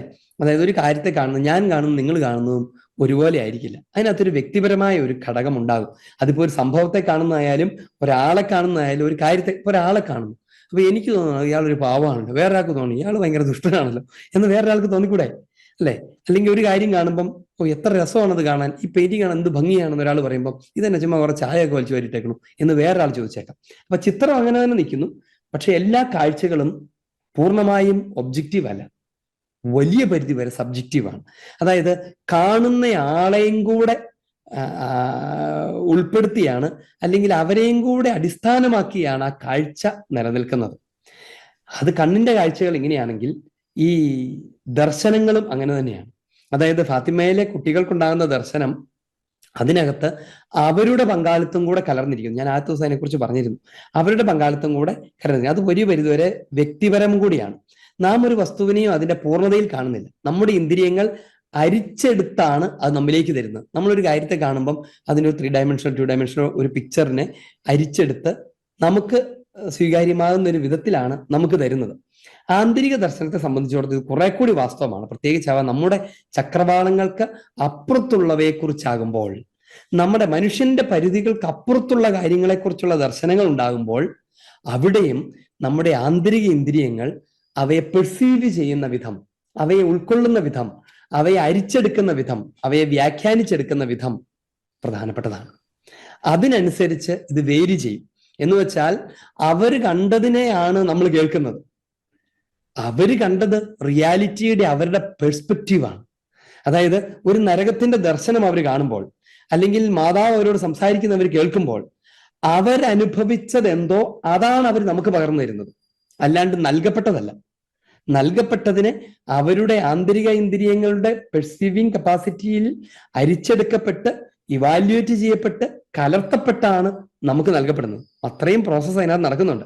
അതുകൊണ്ടാണ് ഈ സ്വകാര്യ വെളിപാടുകളെ, അതിപ്പോ ഫാത്തിമ ദർശനമാണ് മാതാവ് പറഞ്ഞതാണെന്നൊക്കെ പറയുമ്പോഴും അതിനെ അപ്പാടെ നമുക്കെടുത്ത് വിഴുങ്ങാനും വ്യാഖ്യാനിക്കാനും പറ്റില്ലാത്തത്. ഞാൻ ഇങ്ങനെയൊക്കെ പറയും, പല സെക്റ്റുകളുടെയും അടിത്തറയാണ് പൊളിഞ്ഞു പോകുന്നതെന്ന് എനിക്കറിയാം. അത് നമ്മൾ അറിഞ്ഞിരിക്കണം. അതാണ് അതിന്റെ കാര്യം. അപ്പൊ അതുകൊണ്ട് ആ പരിധി ഇട്ടിട്ടേ അവയൊക്കെ കാണാവൂ. ചിലപ്പോഴൊക്കെ ഞാൻ ആദ്യത്തെ ക്ലാസ്സുകളിലൊക്കെ പറഞ്ഞില്ലേ, സുവിശേഷ പ്രഘോഷണത്തെക്കാളും ശക്തമായി, സുവിശേഷത്തെ പറയണേക്കാളും തീവ്രമായി ഈ സ്വകാര്യ വെളിപാടുകൾ എടുത്തിട്ട് ഉദ്ധരിച്ച് പറയുന്ന ആളുകളുണ്ട്. അവിടെയാണ് ഈ പ്രശ്നം വരുന്നത്. കാരണം അത് സെക്കൻഡറി സോഴ്സാണ് നമുക്ക് കിട്ടുന്നത്. നേരിട്ട് ദൈവമാണ് അല്ലെങ്കിൽ മാതാവ് സംസാരിച്ചാലും അത് ആന്തരിക ഇന്ദ്രിയം കൊണ്ട് അവരുടെ പെർസ്പെക്റ്റീവിൽ നിന്ന് കേട്ടവർ, അവർക്ക് തന്നെ കിട്ടുന്ന ഒരു സെക്കൻഡറി എക്സ്പീരിയൻസ് ആണ്. ഇനി അതിനെ അവർ കമ്മ്യൂണിക്കേറ്റ് ചെയ്യാണ്, അതൊരു 3rd ലെവൽ എക്സ്പീരിയൻസ് ആണ്. അത് നമ്മൾ കേൾക്കുമ്പോൾ അവിടുന്ന് ഒരു റിയാലിറ്റി നൽകപ്പെടുന്നു. 2ാമത്തെ തലത്തിൽ ഇവരത് മേടിക്കുന്നു. 3ാമത്തെ തലത്തിൽ നമുക്ക് തരുന്നു. ഒരുപക്ഷെ അങ്ങനെ കണക്കായി കഴിഞ്ഞാൽ 4ാമത്തെ തലത്തിലാണ് നമ്മളത് കേൾക്കുന്നത്. ഇത് വെച്ചിട്ടാണ് നമ്മളിത് വ്യാഖ്യാനിക്കുന്നത്. അതുകൊണ്ടാണ് ഇതിനകത്ത് ഒത്തിരി പോരായ്മകൾ ഉണ്ടാകാവുന്നത്. അതുകൊണ്ട് ഓരോരുത്തരും അവനവന്റെ ഇഷ്ടത്തിനല്ല വ്യാഖ്യാനിക്കേണ്ടത്. തിരുസഭ വ്യാഖ്യാനിക്കുന്നു എങ്കിൽ അത് സ്വീകരിക്കുക. തിരുസഭ അത് വ്യാഖ്യാനിക്കാൻ ഉദ്ദേശിക്കുന്നില്ല, അവിടെ അടച്ചു വെക്കുന്നെങ്കിൽ മിണ്ടാണ്ടിരിക്കുക. അല്ലാണ്ട് അത് പോയി കുത്തി തുറന്ന് അതിനകത്ത് ഇന്ന രഹസ്യം ഉണ്ട് അതുകൊണ്ട് ഒളിച്ചു വെച്ചേക്കാന്നൊക്കെ പറഞ്ഞ് ആകുലപ്പെടേണ്ട ഒരു കാര്യവും ഇവിടെ ഇല്ല എന്നതാണ് അതിന്റെ യാഥാർത്ഥ്യം. ഇനി അത് ഒരു വ്യക്തി, അതായത് ദർശക അതിൽ ശക്തമായി ഇടപെടുന്നുണ്ട് എന്നതാണ് അതിനകത്ത്. അതായത് ഈ ദർശനം സ്വീകരിക്കുന്നയാൾ അതിനകത്ത് ശക്തമായി ഇടപെടുന്നുണ്ട്. ചുമ്മാ ഒരു ക്യാമറ ഫോട്ടോ എടുത്തിട്ട് അത് പ്രിന്റ് ഔട്ട് തരുന്നത് പോലെയല്ല. ഈ ദർശനം സ്വീകരിക്കുന്ന വ്യക്തി ശക്തമായി അതിനകത്ത് ഇന്റേണലി ഇൻവോൾവ് ആകുന്നുണ്ട്. അതുകൊണ്ട് ആ ആളും കൂടെ ആയിട്ട് ബന്ധപ്പെട്ടാണ് അതിന്റെ വാസ്തവികത ഇരിക്കുന്നത്. ഇനി തന്റെ ബോധത്തിന് ഉൾക്കൊള്ളാൻ സാധിക്കുന്നതിന്റെയും തന്റെ മുൻപിൽ അവതരിപ്പിക്കപ്പെടുന്നതിന്റെയും പരിമിതിയുടെ അടിസ്ഥാനത്തിൽ അവൾക്ക് സാധിക്കുന്നത്രേ അവൾ കാണുന്നുള്ളൂ. ഫാത്തിമ രഹസ്യം സ്വീകരിക്കുന്ന ആൾ അവൾക്ക് സാധിക്കുന്നിടത്തോളമേ അത് കാണുന്നുള്ളൂ. എന്നതാണ് എൻ്റെ ആദ്യത്തെ പരിമിതി. അടുത്തത്, ആന്തരിക ദർശനത്തെക്കുറിച്ചാകുമ്പോൾ വിവർത്തന പ്രക്രിയ ബാഹ്യകാഴ്ചയേക്കാൾ കുറെ കൂടി വിശാലമാകും എന്ന് പറഞ്ഞു കഴിഞ്ഞാൽ, തനിക്ക് മുന്നിൽ പ്രത്യക്ഷപ്പെടുന്നതിന്റെ ചിത്രനിർമ്മാണത്തിൽ ദർശക മൗലികമായി പങ്കാളിയാകുന്നു. അത് തനിക്ക് ദൃശ്യമാകുന്ന ഒരു ചിത്രം ഉണ്ടല്ലോ, ഒരു വിഷൻ. മാതാവ് പ്രത്യക്ഷപ്പെടുന്നു, നരകം കാണിച്ചു കൊടുക്കുന്നു, അല്ലെങ്കിൽ സ്വർഗം കാണിച്ചു കൊടുക്കുന്നു, തുടങ്ങുന്ന കാര്യങ്ങളൊക്കെ. ആ കാഴ്ചക്കകത്ത് ഈ കാഴ്ച കാണുന്ന ദർശകയും കൂടി ശക്തമായി ഇടപെടുന്നുണ്ട്. അവൾ അതിനെ വ്യാഖ്യാനിക്കുകയാണ് ചെയ്യുന്നത്. അഥവാ ആ കാണുന്ന ചിത്രത്തെ അവളുടെ മനസ്സിൽ രൂപീകരിക്കുന്നതിൽ അവൾക്കും പങ്കാളിത്തമുണ്ട്. അപ്പൊ പുറത്തുള്ള ഒരു സാധനത്തെ, ഒരു കാര്യത്തെ ഞാൻ ഒരു നിഴൽ ഇങ്ങനെ വയ്ക്കുന്നു, ആ നിഴലിനെ ഞാൻ കാണുന്നതിനകത്ത് ഞാൻ അതിനകത്തൊരു വ്യാഖ്യാനിക്കലൂടെ നടത്തുന്നുണ്ട്. ഇതുപോലൊരു വ്യാഖ്യാനിക്കൽ അവർ നടത്തുന്നുണ്ട്. ഇനി തന്റെ ശേഷിയുടെയും സാധ്യതകളുടെയും പരിധിക്കുള്ളിൽ നിന്ന് അങ്ങനെ ഒരു ചിത്രത്തെ രൂപപ്പെടുത്താൻ അവൾക്ക് പറ്റുകയുള്ളൂ. അത്തരം ദർശനങ്ങൾക്കപ്പുറത്തെ ലോകത്തിന്റെ കേവല ഫോട്ടോഗ്രാഫുകളല്ല ലഭ്യമാകുന്നത്. മനസ്സിലാക്കുന്ന വ്യക്തിയുടെ ശേഷിയുടെ സാധ്യതകളുടെയും കഴിവുകളുടെയും സ്വാധീനത്തിൽ രൂപപ്പെടുന്നവ മാത്രമാണ് അവൾക്ക് ലഭിക്കുന്നത്, അല്ലെങ്കിൽ ഈ ദർശനം സ്വീകരിക്കുന്ന ഒരാൾക്ക് ലഭിക്കുന്നു. അതുകൊണ്ട് എന്നിട്ട് തുറന്ന് ഇങ്ങനെ പഠിപ്പിക്കും, വിശുദ്ധരുടെ എല്ലാ മഹാദർശനങ്ങളിലും ഇത് അങ്ങനെ തന്നെയാണ്. ഫാത്തിമയിലെ കുട്ടികളുടെ ദർശനത്തിലും ഇത് സത്യമാണ്. അവർ വിവരിക്കുന്ന ചിത്രങ്ങൾ ഒരിക്കലും അവരുടെ മനോരഥ സൃഷ്ടിയല്ല, ഉന്നതവും ആന്തരികവുമായ ഒന്നിനെക്കുറിച്ചുള്ള യഥാർത്ഥ ഇന്ദ്രിയാനുഭവത്തിന്റെ ഭാഗമാണ്. ശരിക്കും അതെ. പക്ഷേ ഒരു ദിവസം ദൈവവുമായി ഐക്യപ്പെടുമ്പോൾ നാം കാണുവാൻ കൊതിക്കുന്നത് പോലെ സ്വർഗം ഏതാനും നിമിഷത്തേക്ക് അതിന്റെ നിർമ്മല വിശുദ്ധിയിൽ പ്രത്യക്ഷപ്പെടുന്നതോ മറ്റേ ലോകത്തിന്റെ മൂടുപടം ഒരു നിമിഷത്തേക്ക് മാറ്റപ്പെട്ടതോ ആയി അവയെ കരുതിക്കൂടാ എന്ന് പറഞ്ഞു വന്നപ്പോ അങ്ങനെയാണെന്ന് വിചാരിച്ചു തുടങ്ങി കാണും അല്ലെ. അതായത് സ്വർഗത്തിന്റെ അനുഭവം, ഭാവിയിൽ കാണാനിരിക്കുന്ന ആ സ്വർഗത്തിന്റെ അനുഭവം ഇച്ചിരി നേരത്തേക്ക് അവർക്ക് അവരുടെ നിർമ്മല വിശുദ്ധിയിൽ നൽകപ്പെട്ടതാണെന്നോ, അല്ലെങ്കിൽ ഒരു അതർ വേൾഡിന്റെ മൂടുപടം, ഒരു കവറിങ് കുറച്ച് നേരത്തേക്കൊന്ന് മാറ്റി വെച്ച് അവരുടെ മുമ്പിൽ എന്നും വിചാരിക്കരുത് എന്നാണ്. പിന്നെയോ ഒരു വിധത്തിൽ പറഞ്ഞാൽ ഉന്നതത്തിൽ നിന്ന് വരുന്ന ചിത്രങ്ങളെ ദർശകർ, അതായത് കുട്ടികൾ ഗ്രഹിക്കാനാവുന്ന വിധത്തിൽ ഉൾക്കൊണ്ടതിന്റെ ഫലമാണ് അവ. അവിടുന്ന് വരുന്ന ദർശനങ്ങളെ ആ കുട്ടികളുടെ ആന്തരിക നേത്രങ്ങൾക്ക് ദർശിക്കാൻ എന്തുമാത്രം കഴിയുമോ അത്രയും അവർ ദർശിച്ചതിന്റെ വിവരണം മാത്രമാണ് ഇത്. അല്ലാണ്ട് അതല്ല സ്വർഗം, അല്ലെങ്കിൽ സ്വർഗത്തെ ഒന്ന് തുറന്ന് കാണിച്ചു കൊടുക്കുകയല്ല അവിടെ ചെയ്തിരിക്കുന്നത്. അവർ കണ്ടതാണ് അത്. സംഭവിക്കാനിരിക്കുന്നവയുടെ ഫോട്ടോ പോലുള്ള ഒരു വിവരണമല്ല അവിടെയുള്ളത്, ഒരു ഫോട്ടോഗ്രാഫിക് എക്സ്പ്ലനേഷൻ അല്ല. അല്ലെങ്കിൽ അതുകൊണ്ടാണ് ഫാത്തിമ മൂന്നാം രഹസ്യത്തിൽ എന്തു പറയുന്നു, അതാണ് ഇനി സംഭവിക്കാൻ പോകുന്നു പറഞ്ഞ് നിലവിളിക്കേണ്ട ആവശ്യമൊന്നുമില്ല. ഭാവിയിൽ വരാനിരിക്കുന്നതിലേക്ക് ഒരു വീഡിയോ എടുത്തിട്ട് തന്നേക്കുന്നതല്ല അത് എന്ന് തിരുസഭ കൃത്യമായിട്ട് പഠിപ്പിക്കും. അത് ഭാവിയിൽ സംഭവിക്കാതിരിക്കുന്നു, എന്നല്ലോ സമയം കൃത്യമാക്കാത്തതുമായ സംഭവങ്ങളൊക്കെ ആയിരിക്കും അത്. പക്ഷെ എന്നുകൊണ്ട് ഒരു ചിത്രത്തിന്റെയും കാലത്തിന്റെയും സമയത്തിന്റെയും സാന്ദ്രീകരണം അനിവാര്യമാണ്. അതായത് സമയത്തിന്റെയും കാലത്തിന്റെയും ഒക്കെ ഒരു സാന്ദ്രീകരണം, ഒരു ലയിക്കൽ, അല്ലെങ്കിൽ അവയുടെ ഒരു കണ്ടൻസേഷൻ, അത് പ്രധാനപ്പെട്ടതാണ്. അതെന്താണ്? പിന്നോട്ട് നോക്കിയാണ് ഇത് വ്യാഖ്യാനിക്കാൻ സാധിക്കുക എന്നാണ് അതിന്റെ ഒന്നാമത്തെ നിയമം. എന്ന് പറഞ്ഞാൽ സമയത്തിന്റെ ഒരു സാന്ദ്രീകരണം, ഒരു ലയിപ്പിക്കൽ. പിന്നോട്ട് നോക്കിയാണ് അതിനെ വ്യാഖ്യാനിക്കാൻ പറ്റുക. എന്ന് പറഞ്ഞാൽ കഴിഞ്ഞ കാലങ്ങളിലേക്ക് നോക്കിയാണ് അതിനെ വ്യാഖ്യാനിക്കുക, അല്ലാണ്ട് വരാനിരിക്കുന്നതിനെ കുറിച്ച് സങ്കല്പങ്ങൾ ഉണ്ടാക്കുകയല്ല. ഒരു വെളിപാടുണ്ടാകുമ്പോൾ കഴിഞ്ഞ കാലങ്ങളിൽ സഭ എങ്ങനെ നയിക്കപ്പെട്ടു, കഴിഞ്ഞ കാലത്തെ സഭയുടെ അനുഭവം എന്തായിരുന്നു, സുവിശേഷങ്ങൾ എന്ത് പഠിപ്പിച്ചു എന്നതിന്റെ വെളിച്ചത്തിലാണ്. അതുകൊണ്ട് ഒന്നാമത്തേത് പുറകിലോട്ട് തിരിഞ്ഞു നോക്കിയാണ് ഇത് വ്യാഖ്യാനിക്കേണ്ടത്, മുന്നോട്ട് നോക്കിയല്ല. 2, ദർശനത്തിന്റെ എല്ലാ വിശദാംശങ്ങൾക്കും ചരിത്രപരമായ അർത്ഥം ഉണ്ടാകണമെന്ന് ഇല്ല. അതിനകത്തുള്ള എല്ലാ ന്യൂവാൻസുകളിലും ഹിസ്റ്റോറിക്കൽ ആയിരിക്കണമെന്നില്ല. എന്ന് പറഞ്ഞാൽ ഇങ്ങനൊരു സംഭവം കണ്ടു, അപ്പൊ അത് ഈ ചരിത്രത്തിൽ മാർപ്പാപ്പയ്ക്ക് ഇങ്ങനെ സംഭവിക്കാൻ പോകുന്നതിനെയാണ് എന്നതുപോലെ ഒരു കാര്യം ഉണ്ടായിരിക്കണമെന്ന് ഇല്ല. രണ്ടാമത്തെ പോയിന്റ്. മൂന്നാമത്തേത്, ദർശനത്തിന് ആകെയാണ് അർത്ഥമുള്ളത്, അവയാകെ കൂടി എടുത്താണ് അർത്ഥം കണ്ടെത്തേണ്ടത് എന്നാണ്. എന്ന് പറഞ്ഞാൽ ആ ദർശനത്തെ ഒരു വാക്കിനെ വ്യാഖ്യാനിക്കുകയല്ല, അവയുടെ ടോട്ടാലിറ്റിക്കാണ് മീനിങ് ഉള്ളത്. അവയുടെ ഓരോ കുഞ്ഞു കുഞ്ഞു കാര്യത്തിനുമല്ല, ആ ദർശനത്തിന്റെ ഇന്റഗ്രിറ്റിക്കാണ് മീനിങ് ഉള്ളത്. ഇനി അടുത്തത്, ക്രൈസ്തവ പ്രവചനം എന്ന മർമ്മപ്രധാന വിഷയവുമായി ചേർന്ന് പോകുമ്പോഴാണ് ചിത്രത്തിന്റെ ശരിയായ അർത്ഥങ്ങൾ. ക്രൈസ്തവ പ്രവചനം എന്ന് പറയുന്നത് എന്താണ്? ഒരു ക്രിസ്ത്യൻ റെവലേഷൻ, അല്ലെങ്കിൽ ദൈവിക വെളിപാട്, ദൈവത്തിന്റെ സംസാരം എന്ന് പറയുന്ന കോർ എലമെന്റ്, അഥവാ റെവലേഷൻ എന്ന് പറയുന്ന പരസ്യ വെളിപാട് എന്ന് പറയുന്ന ആ കോർ എലമെന്റുമായി ചേർന്ന് പോകുമ്പോഴാണ് ഇവർക്ക് ലഭിക്കുന്ന ആ ചിത്രത്തിന്റെ യഥാർത്ഥ അർത്ഥം കിട്ടുന്നത് എന്നും ദർശനം ദൈവഹിതത്തിനുള്ള വിളിയും വഴികാട്ടിയും ആകുന്നിടത്താണ് ദർശനം, ഈ ദർശനം ദൈവഹിതം അറിയാനുള്ള വിളിയും വഴികാട്ടിയുമാകുന്നിടത്താണ് ആ മർമ്മം എന്നും പറഞ്ഞുകൊണ്ടാണ് ആ പ്രബോധനം അവസാനിക്കുന്നത്. അപ്പൊ അതുകൊണ്ട് സ്വകാര്യ വെളിപാടുകളെ ആ അർത്ഥത്തിലേ കാണാവൂ. നമ്മളിപ്പോൾ ഇന്നത്തെ കുറേ കാര്യങ്ങൾ പറഞ്ഞു. ഈ ദർശനത്തിന് എന്താ സംഭവിക്കുന്നത്, ഒരു കുട്ടിക്ക്, അത് കാണുന്ന കുട്ടിയിൽ എന്താ സംഭവിക്കുന്നത്, എന്തുമാത്രം വാലിഡിറ്റി ഉണ്ട്. അവരത് ഫോട്ടോ കാണുകയല്ല, അല്ലെങ്കിൽ അവര് വരാനിരിക്കുന്ന കുറെ കാര്യങ്ങളെ ഇങ്ങനെ വീഡിയോ പോലെ കവർ ചെയ്ത് കൊടുക്കുകയല്ല. എന്നാൽ അത് വെറും ഇമാജിനേഷനും അല്ല, അവരുടെ ആന്തരിക ദർശനമാണ്.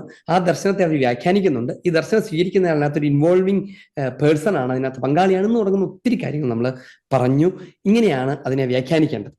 ഇനി സമയത്തിന്റെ കുറവുകൊണ്ട് ഞാൻ ഇച്ചിരി ഫാസ്റ്റ് ആയിട്ട് പറയുന്നതാണ്. ഇനി നമ്മൾ സംസാരിക്കാൻ പോകുന്നത് വളരെ പ്രധാനപ്പെട്ട ഒരു പുതിയ ഡോക്യുമെന്റിനെ കുറിച്ചാണ്. ഏറ്റവും പുതിയ ഡോക്യുമെന്റ് ആണ് ഇത്. ഈ കുറച്ച് ദിവസങ്ങൾക്ക് മുൻപ് congregation for the doctor of faith, congregation അല്ല, ഡിക്കാസ്ട്രിയാണ് പബ്ലിഷ് ചെയ്ത നോംസ്. എന്തിന്റെ നോംസ് ആണ്? For proceeding in the discernment of alleged supernatural phenomena എന്ന് പറഞ്ഞാൽ സൂപ്പർ നാച്ചുറൽ ആയിട്ടുള്ള അഭൗമികമായ ചില ഫിനോമിനകൾ നാട്ടിൽ എപ്പോഴും സംഭവിക്കും, അല്ലെ? മാതാവ് പ്രത്യക്ഷപ്പെടുന്നു, കണ്ണിലൂടെ കണ്ണീര് വരുന്നു, ദർശനം ഉണ്ടാകുന്നു എന്ന് പറയുന്ന പോലത്തെ ഒത്തിരി കാര്യങ്ങൾ. അവയെ ഡിസൈൻ ചെയ്യാൻ, വിവേചിച്ചറിയാനുള്ള മാനദണ്ഡങ്ങൾ എന്ന് പറഞ്ഞ് ഒരു ഡോക്യുമെന്റ് പബ്ലിഷ് ചെയ്തിട്ടുണ്ട്. ഈ ഡോക്യുമെന്റ് അല്ല ആദ്യത്തെ ഡോക്യുമെന്റ്. 1978 മറ്റൊരു ഡോക്യുമെന്റ് പബ്ലിഷ് ചെയ്തിട്ടുണ്ടായിരുന്നു. ഇതാണ് ആ കാണുന്നത്. അതിന്റെ പേര് norms regarding the manner of proceeding in the discernment of presumed apparitions or revelations. അതിനെ റദ്ദ് ചെയ്തുകൊണ്ട്, അല്ലെങ്കിൽ അതിനെ പൂർത്തീകരിച്ചിട്ട് പുതുതായി പബ്ലിഷ് ചെയ്തിരിക്കുന്ന രേഖയാണിത്. ഇച്ചിരി ലെങ്തിയാണ്. അതിനകത്തുള്ള ചില പ്രധാനപ്പെട്ട കാര്യങ്ങൾ മാത്രം പറയേണ്ടതുണ്ട്. അത് ഇപ്പൊ നമ്മൾ പറഞ്ഞുകൊണ്ടിരിക്കുന്ന വിഷയത്തെ കൂടുതൽ സഹായിക്കും. അത് ഭയങ്കര പ്രാക്ടിക്കൽ ആയിട്ടുള്ള കാര്യങ്ങളാണ്, കേൾക്കാൻ രസമുള്ള. അത് വായിക്കുമ്പോൾ നമുക്ക് ഇതിന്റെ ഒരു പിക്ചർ, ഇതിന്റെ ഒരു സിസ്റ്റം നമുക്ക് പിടികിട്ടും. അതിന്റെ ആമുഖത്തിൽ പറഞ്ഞ രണ്ട് കാര്യം, അത് ബെനഡിക്ട് 16 മാർപ്പാപ്പയെ കോട്ട് ചെയ്തുകൊണ്ട് പറയുന്നതായതുകൊണ്ട് ഞാനത് പറയും. അപ്പോൾ Benedict 16 explained, granting a nihil obstat simply indicates that the faithful are authorised to give their adhesion in a prudent manner. വിവേകപൂർണമായ ഒരു അധേഷൻ എന്ന് പറഞ്ഞ ഒരു അംഗീകാരം കൊടുക്കാം എന്ന് മാത്രമേ നിഹിൽ ഒബ്സ്റ്റാറ്റ് കൊടുക്കുന്നു എന്നതിന് അർത്ഥമുള്ളൂ. നിഹിൽ ഒബ്സ്റ്റാറ്റ് കൊടുക്കേണ്ടത് എങ്ങനെ എന്ന് പറയുന്ന സഭയുടെ അംഗീകാരം, നിഹിൽ ഒബ്സ്റ്റാറ്റ് എന്ന് പറഞ്ഞാൽ തടസ്സമില്ല എന്നാണ് ആ വാക്കിന്റെ അർത്ഥം. ഇത് അംഗീകരിക്കുന്നതിലോ അല്ലെങ്കിൽ ഇത് സ്വീകരിക്കുന്നതിനോ തടസ്സമില്ല എന്ന് സഭ ഡിക്ലെയർ ചെയ്യുകയാണെങ്കിൽ അത് നോംസിനെ കുറിച്ചാണ് പറയുന്നത്. ഇനി വീണ്ടും പാപ്പ തുടർന്ന് പറയുകയാണ്, he also said, half the phenomenon is only a help which is proffered, but its use is not obligatory. അതായത് ഇങ്ങനെ നിഹിൽ ഒബ്സ്റ്റാറ്റ് കൊടുക്കുമ്പോൾ അതിന്റെ അർത്ഥം എന്താണ്? അത് ഒരു ഹെൽപ്പാണ് എന്നതിന് അർത്ഥമുണ്ട്.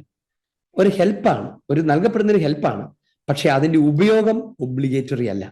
അതായത് ഒരു സ്വകാര്യ വെളിപാടിന്റെയും ഉപയോഗം നിർബന്ധിതമല്ല. നമ്മൾ ആരും അത് ഉപയോഗിച്ചോണമെന്ന് ഒരു നിർബന്ധവും ഇല്ല. ഒരു സ്വകാര്യ വെളിപാട്, അത് ഏത് സ്വകാര്യ വെളിപാടാകട്ടെ, അത് നമ്മൾ ഉപയോഗിക്കണമെന്ന് ഒരു നിർബന്ധവുമില്ല എന്ന്. എന്നിട്ട് അതേസമയം at the same time this response naturally leaves open the possibility that in monitoring how the devotion develops A different response may be required in the future. എന്ന് പറഞ്ഞാൽ നീ വെബ്സൈറ്റ് കൊടുത്താൽ അതിന്റെ അർത്ഥം എന്താണ്? ഇതിങ്ങനെ ഓപ്പൺ ആയി കിടക്കുന്നു.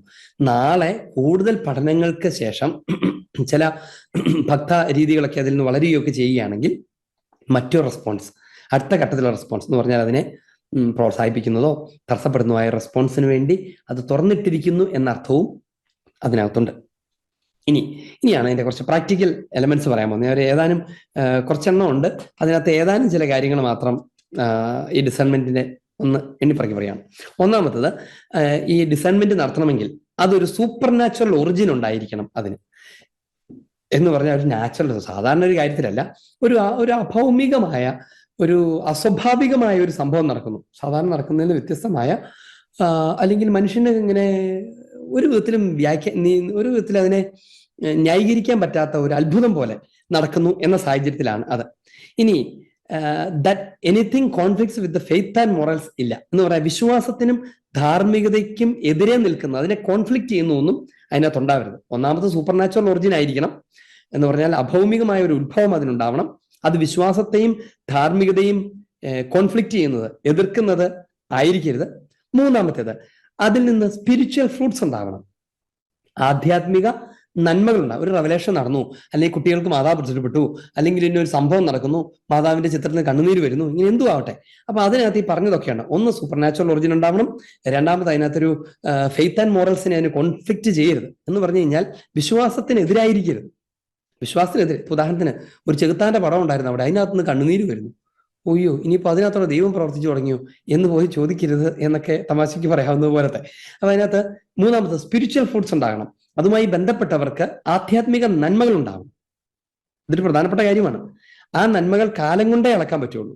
ഇനി നാലാമത്തേത്, അതിന്റെ പാസ്റ്ററൽ വാല്യൂ ഉണ്ടാകണം. അജപാലനപരമായ ഒരു മൂല്യം ഉണ്ടാകണം. അജപാലന മൂല്യം ഉണ്ടാകണം. അല്ലാണ്ട് ചുമ്മാ ആളുകൾ നോക്കുമ്പം ആ സ്റ്റാച്യു കൂടെ ചുമ്മാ തേൻ വന്നുകൊണ്ടിരിക്കുന്നു. ഇതിപ്പോ എന്താണ്, തേൻ ഉണ്ടാക്കാനായിട്ട് ഒരു തേനീച്ചക്കൂടിന്റെ പെട്ടി പോരെ എന്ന് ഒരാൾ ചോദിച്ചാൽ നമ്മൾ അവരെ കുറ്റം പറയാനൊന്നും പറ്റില്ല. അതിന് മാതാവിന്റെ രൂപം വേണോ തേൻ ഒഴുകാൻ എന്ന് ചോദിച്ചാൽ കുറ്റം പറയാൻ പറ്റില്ല എന്ന്. കാരണം അവിടെ ഈ മറ്റു കാര്യങ്ങളുണ്ടാവണം. ഒന്ന് പാസ്റ്ററൽ വാല്യൂ ഉണ്ടാവണം. രണ്ട്, ആധ്യാത്മിക ഫലങ്ങൾ അത് പുറപ്പെടുവിക്കുന്നുണ്ടോ നോക്കണം. വിശ്വാസത്തിനും ധാർമ്മികതയ്ക്കും എതിരായിട്ട് എന്തെങ്കിലും ഉണ്ടോ എന്ന് നോക്കണം. 4, അതിനൊരു അഭൗമിക ഒറിജിൻ ഉണ്ടായിരിക്കാം. ഇത് 4 ഉണ്ടെങ്കിലേ മാതാവിന്റെ രൂപത്തിൽ തേൻ വരുന്നുവെങ്കിൽ അതെന്തുകൊണ്ടാണ് എന്ന് ഗൗരവമായി ചിന്തിച്ചു തുടങ്ങേണ്ടതുള്ളൂ. അല്ലാണ്ട് വെറുതെ തേൻ വരുന്നു എന്നുള്ളത് അതിനകത്ത് തന്നെ ഒരു കാര്യമല്ല എന്നാണ് ഈ പറഞ്ഞത്. ഇനി അടുത്തത് പലതുണ്ട്, ഞാൻ ചിലത് മാത്രമേ പറയാം. ഇങ്ങനത്തെ phenomena do not become objects of faith. അങ്ങനത്തെ ഒരു സംഭവം നടന്നെങ്കിൽ അത് വിശ്വാസത്തിന്റെ ഒബ്ജക്റ്റായി മാറില്ല. ഇപ്പൊ ഉദാഹരണത്തിന് ഇടവകയില് ഒരു വീട്ടിൽ ഈശോയുടെ രൂപത്തിൽ നല്ല മാതാവിന്റെ രൂപത്തിൽ നിന്ന് കണ്ണുനീര് വരികയോ അങ്ങനെ എന്തെങ്കിലും വരുന്നെങ്കിൽ ഇനി മുതൽ അവിടെയാണ് പ്രാർത്ഥനയുടെ സ്ഥലം, അവിടെയാണ് വിശ്വാസത്തിന്റെ ഇടം എന്നാവുന്നില്ല. അത് ഒരിക്കലും ഒരു ഒബ്ജക്റ്റ് ഓഫ് ഫെയ്ത്ത് ആവുന്നില്ല, വിശ്വാസത്തിന്റെ ഒരു വസ്തുതയായി മാറുന്നില്ല. ഇനി faithful are not obliged to give an assent of faith to them. വിശ്വാസികൾ അവിടേക്കൊരു വിശ്വാസത്തിന്റെ സ്വയം ഉയർത്തൽ, തങ്ങൾ തന്നെ അതിന്റെ വിശ്വാസത്തിന് സമർപ്പിക്കാനായിട്ടുള്ള ഒരു അസെന്റ് നടത്താൻ ഉദ്ദേശിക്കുന്നില്ല. അതവിടെ എന്തെങ്കിലും നടന്നോട്ടെ, അത് നിങ്ങളുടെ വിശ്വാസം നിലനിൽക്കുന്ന അതിനകത്തല്ല എന്ന് തിരുസഭ ബോധ്യപ്പെടും. ഇനി അടുത്തത്, അങ്ങനെ ഒരു കാര്യം നടന്നു കഴിഞ്ഞാൽ അതുമായി ബന്ധപ്പെട്ട അന്വേഷണം, ഡിസേൺമെന്റ്, വിവേചനത്തിന്റെ പ്രോസസ് ആരംഭിക്കേണ്ടത് രൂപതാ ബിഷപ്പാണ്, രൂപതാ മെത്രാനാണ് അത് ചെയ്യേണ്ടത്. അതിനെക്കുറിച്ചാണ് നമ്മൾ കുറച്ച് കാര്യങ്ങളൊക്കെ പറയാൻ പോകുന്നത്. ഇനി ഇങ്ങനെ ഒരു കാര്യം രൂപതാ മെത്രാൻ അതിനെക്കുറിച്ച് പരിശോധിക്കേണ്ട പ്രധാനപ്പെട്ട കാര്യങ്ങൾ, അതിനകത്ത് ഡെലിക്സ് നടക്കുന്നുണ്ടോ, എന്തെങ്കിലും നിയമലംഘനങ്ങൾ നടക്കുന്നുണ്ടോ, മാനിപ്പുലേഷൻ നടക്കുന്നുണ്ടോ, എന്തെങ്കിലും തരത്തിലുള്ള മാനിപ്പുലേഷൻ എന്ന് പറഞ്ഞാൽ എന്താണ്, കൈകടത്തലുകൾ അല്ലെങ്കിൽ എന്ന് പറഞ്ഞാൽ ചില സൂത്ര പരിപാടികളിലൂടെയൊക്കെ അതിനകത്ത് ഇടപെടൽ അങ്ങനെ നടക്കുന്നുണ്ടോ, damage to the unity of the church സംഭവിക്കുന്നുണ്ടോ, സഭയുടെ ഐക്യത്തിന് വിഘാതം ഉണ്ടാക്കുന്നുണ്ടോ, അപകടം ഉണ്ടാക്കുന്നുണ്ടോ. ഇനി ഇൻക്ലൂഡ് ഫൈനാൻഷ്യൽ ഗെയിൻ നടക്കുന്നുണ്ടോ, സാമ്പത്തിക നേട്ടം വലിയൊരു ഉണ്ടാക്കുന്നുണ്ടോ അതിനകത്തോടെ.